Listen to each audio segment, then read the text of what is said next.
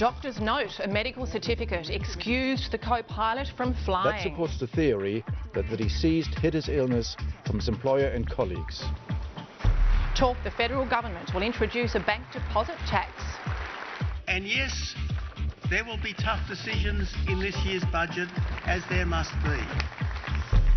From forestry to boating, Tasmania's bid to revitalise its economy. I think it's turning around, you're seeing new money coming in, new development. And tomorrow's World Cup final, the last one-dayer for Michael Clarke. Now is the right time to walk away from the one-day game.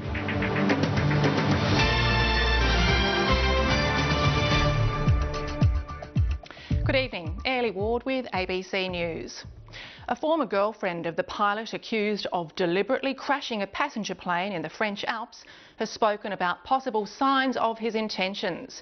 She's told a German newspaper that last year the pilot said that one day everyone will know my name. He also said he planned to do something that would change the whole system. The claims come as German prosecutors find more evidence the pilot tried to conceal his health problems from his employer. Europe correspondent Barbara Miller reports. 150 people died when Germanwings Flight 9525 smashed into the French Alps. But this is the man getting the most attention. Andreas Lubitz, physically apparently fit, but speculation is mounting about the state of his mental health.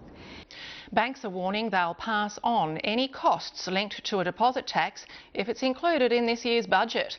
Senior government figures have told the ABC they are determined to push ahead with the levy, despite once criticising Labor for a similar policy. The opposition says it'll be another broken election promise. Here's political reporter Andrew Green. In Victoria, a first-term coalition government was thrown out just months ago. Today, a prime ministerial plea to stop it happening federally. Animal rights activists remain concerned about Tasmania's greyhound industry. A North West owner-trainer has been disqualified for 7 years after stewards allegedly found a retired greyhound in such poor condition it had to be put down. The RSPCA is now considering criminal charges against the man. While a report to Parliament found no evidence of live baiting in Tasmania's greyhound industry, a joint parliamentary committee will now conduct a wider probe. Unfortunately, the racing industry is fraught with this sort of bad image because of the way they treat the animals. Animals Tasmania is aiming to build a community network to help report suspected cases of cruelty and abuse. The East Coast community of Triabunna is hopeful an upgrade of its port area will lead to a rejuvenation of the former forestry town. The refurbishment was launched today at the town's annual Seafest. Hundreds of people dressed in pink gathered in central Melbourne today to celebrate the life of teenage stabbing victim Masha Vukotic. The 17-year-old was killed in a daylight attack 10 days ago.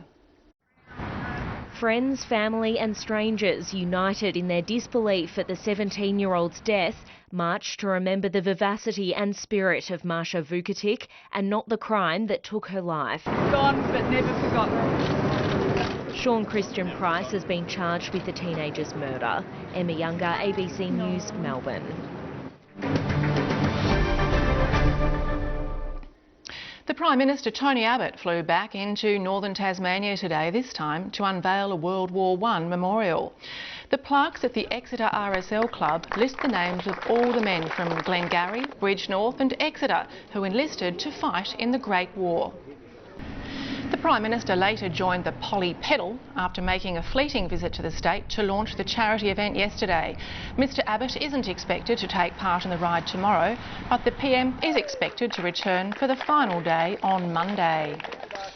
Australian captain Michael Clarke has announced he'll retire from one-day cricket after tomorrow's World Cup final against New Zealand. The 33-year-old says it's the right time to step aside and hopes the decision will prolong his Test career. Gloria Kalash reports. This is the last time Michael Clarke will prepare to play a one-day match for Australia. It's about timing for me, and like I say, I think now is the right time to walk away from the one-day game. And what a stage to bow out. Clark has chosen the World Cup final to be his limited overs swan song.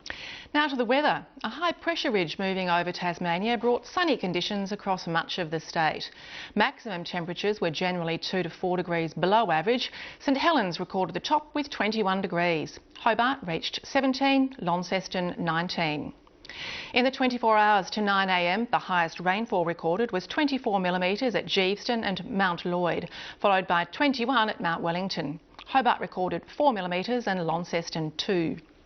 On the national sequence, low-level cloud is affecting Tasmania and the Victorian coast, while large areas of mid-level cloud are streaming over WA and South Australia.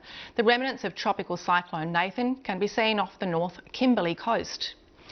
Tomorrow shows the cold front approaching the west coast of Tasmania, while a weak ridge sits across the southern half of the country. Across the country tomorrow, partly cloudy in Adelaide and Sydney, a possible morning shower in Brisbane, mostly sunny for the other capitals.